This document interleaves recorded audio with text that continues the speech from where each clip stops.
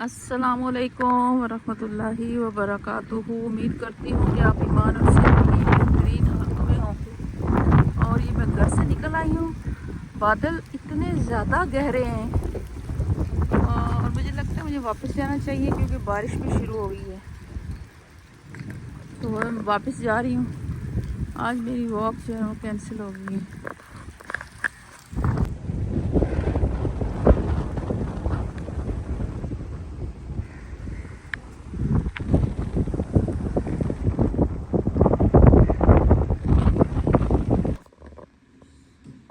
ये जी सुबह शाम के अस्कार हैं और ये मैं पढ़ रही हूँ। अल्लाहुम्मा आफिनी फ़ी बदनी, अल्लाहुम्मा आफिनी फ़ी समई, अल्लाहुम्मा आफिनी फ़ी बसरी, ला इलाहा इल्ला अंत, अल्लाहुम्मा इन्नी अऊज़ु बिका मिनल कुफ्रि वल फ़क्रि, अल्लाहुम्मा इन्नी अऊज़ु बिका मिन अज़ाबिल क़ब्रि, ला इलाहा इल्ला अंत। ये जी मुझे तो लग रहा था कि बारिश बहुत ज़्यादा होगी, लेकिन बारिश जो है ना वो बहुत थोड़ी हुई और मैं वॉक पे भी नहीं गई। और हाजी साहब इसको ना काट रहे थे, इस ट्री को ना, क्योंकि इसके पत्ते बहुत गिरते हैं और रोज़ ही इनकी सफाई करनी पड़ती है। तो मौसम बहुत ही मज़े का हो गया है। और आज जो है ना अब्बा को लेने जा रहे हैं हाजी साहब। तो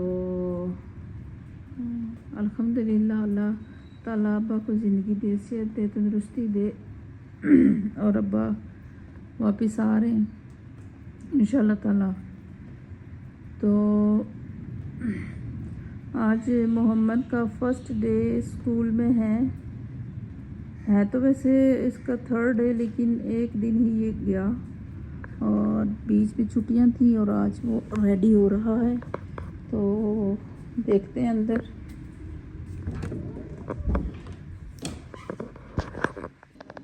ये जी मोहम्मद का नाश्ता उसका रेडी है, लेकिन रात को उसने खाना लेट खाया।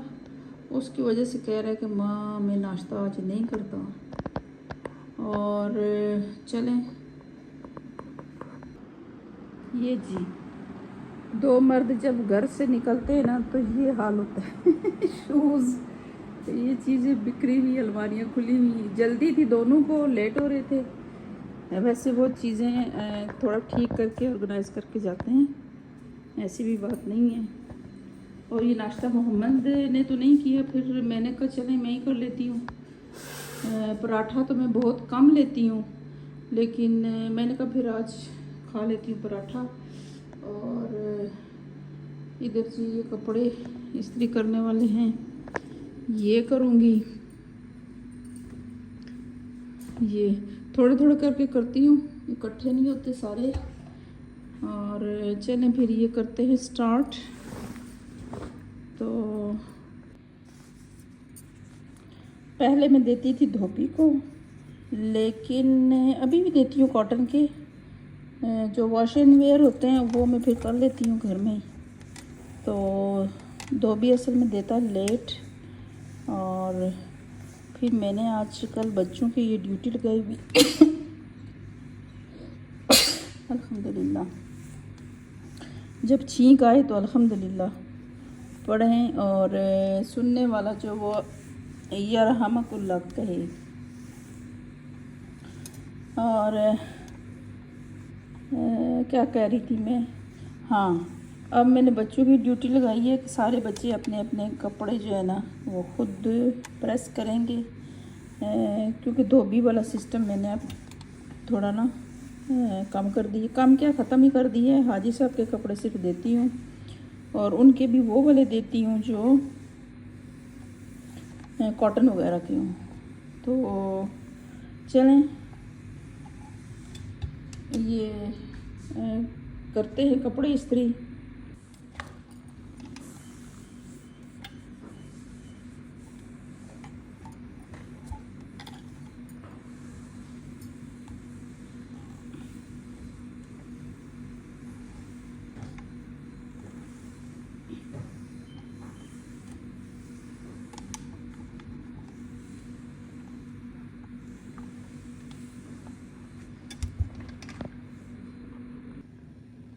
ये जी यहाँ बना रहा है सलीम चाय। मैंने तो कर लिया नाश्ता। अब ये बना के फिर इस थर्मस में डाल देगा, इस वाले थर्मस में। तो फिर ड्राइवर ने पीनी है, बाकी काम वाली है वो 1 कप लेती है। और सारे ये स्पीकर है जिसमें हमारी क्लास जो है वो मैं ही इस पे चलाती हूँ, जो रिकॉर्डिंग्स हमारे पास आती हैं। तो मैंने कहा इसको मैं कर लूँ चार्ज। और आज हमारी क्लास भी है और हम 18वें पारी में। ये बेडशीट मैंने करनी है चेंज, और उसके बाद मैं शावर लेती हूँ, फिर क्लास की थोड़ी सी तैयारी करती हूँ। रुकू नंबर हमने पढ़ना है 5, तो उसकी कर लेती हूँ दोहराई। ये जी रूम मैंने कर लिया क्लीन, और मैंने शावर भी ले लिया। और अब करते हैं क्लास की तैयारी। कल वाला सबक जो है वो जो दिया हुआ था वो मैं पढ़ लूँ, और उसकी तफसीर भी देख लेती हूँ। तो चलें। ये जी यहाँ पे होती है हमारी क्लास, और क्लास के आने से पहले ये भी चला देती हूँ, इससे अच्छी खुशबू भी आती है। और ये देखें कल की चीज़ें वैसी की वैसी पड़ी हुई हैं। मोहम्मद ट्यूशन पढ़ता है, उसकी भी बुक्स इधर ही पड़ी हुई हैं। और एसी भी ना मैं पहले ही चला के रख देती हूँ ताकि रूम जो है वो ठंडा हो जाए। लेकिन अभी तकरीबन 1.25 घंटा है, तो अभी एसी 10 मिनट पहले मैं चलाती हूँ। तो अभी मैं अपना कर लेती हूँ जो मैंने अपना सबक याद करना है। और मेरा पारा, वेयर इज़ माई पारा, 1 मिनट, इसको तो सेट कर लूँ।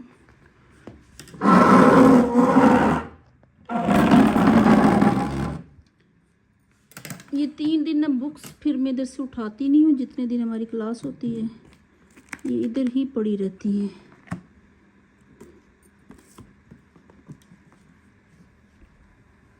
ये मेरी तफसीर मोहम्मद की बुक्स।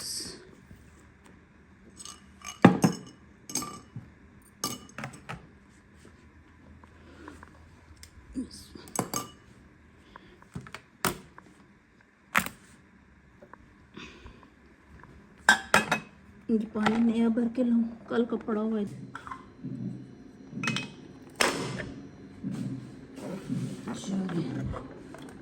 लाइट बंद करती हूँ। ये भी और ये भी पानी लेके जाती हूँ। टाइम मेरे पास थोड़ा है, पढ़ना भी है। 9:30 हो गए, 10 बजे क्लास शुरू हो जाएगी इंशाल्लाह ताला। और पेंट वाला भी जो है वो पेंट कर रहे हैं, वो भी लगा हुआ है। और ये मैं रखती हूँ यहाँ, और फिर मैं अपना शुरू करती हूँ। बिस्मिल्लाह मेरा पारा। ये जी यहाँ मैं थोड़ा सा आपको बता दूँ कि रुकू जैसे यहाँ लिखा हुआ है ना, ये 4, ठीक है, 4 लिखा हुआ है। यहाँ पे चौथा रुकू ख़त्म होता है, और यहाँ से फिर अगला जो है ना ये 5वां रुकू शुरू होगा। ठीक है, अक्सर हम लोग ना हमें समझ नहीं आ रही होती कि रुकू कहाँ ख़त्म हो रहा है। जहाँ ये रुकू ख़त्म होता है ना, वहाँ से आपको पता चलता है कि ये 4 लिखा हुआ है ना, इसका मतलब ये है कि यहाँ से 5वां शुरू होगा। अगर 5 लिखा हुआ है तो यहाँ इसका मतलब ये होगा कि यहाँ से 6ठा रुकू शुरू होगा। ये हम अक्सर मिस्टेक जो है वो कर जाते हैं। मैंने कहा चलें ये आपके साथ भी शेयर कर दूँ। ये जी अगर आपने अपना ना तजवीद बेहतर करनी है ना कुरान पाक की, तो आसान तजवीद ये ज़बरदस्त बुक है, और सलमा कौकब की है। ये ज़बरदस्त है, ये हम पढ़ रहे हैं। जब कहीं से समझ नहीं आती तो फिर यहाँ से हम देख लेते हैं। ये जी इसका नाम रखा है कन्नू। ये देखें कन्नू जो है ना, आप कह रही हो कन्नू रखा है। इसकी हरकतें कोशिश कर रहा है कि उसको पकड़ू ना। ये देखो अच्छा अच्छा, इसकी माँ जो है ना वो समझदार है, वो नहीं है ये हरकत करती, वो खाली पानी पीती है। और इसका बच्चा बड़ा बेवकूफ़ है। ये दूसरा भी आ रहा है, मैंने रखा है वो। ये देखिए ये कोशिश कर रहा है कि मैं उसको किस तरह निकालूं ना।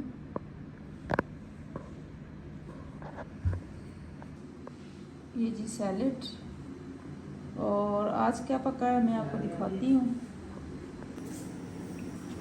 आज क्या बना है, आज रोटी मेरी तरह टेढ़ी बनाई है जिस तरह मेरी रोटी बनती है।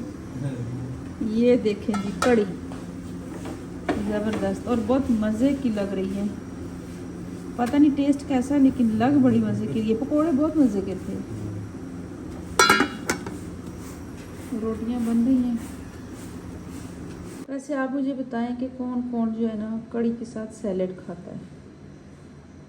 हम तो खाते हैं, लेकिन कई लोग जो है ना कड़ी के साथ कुछ भी और चीज़ नहीं यूज़ करते। जी आज का व्लॉग इतना ही, और आज का व्लॉग इतना ही। और आज दिल जो है ना वो मेरा बड़ा उदास है। बस इंसान जिस मुआशरे में रहता है ना चाहते ना चाहते हुए भी ना उसके इर्द गिर्द जो हो रहा होता है ना उसको लेके इंसान देखो। मेरी आवाज़ बड़ी ज़्यादा आ रही है, मैं अंदर चलती हूँ।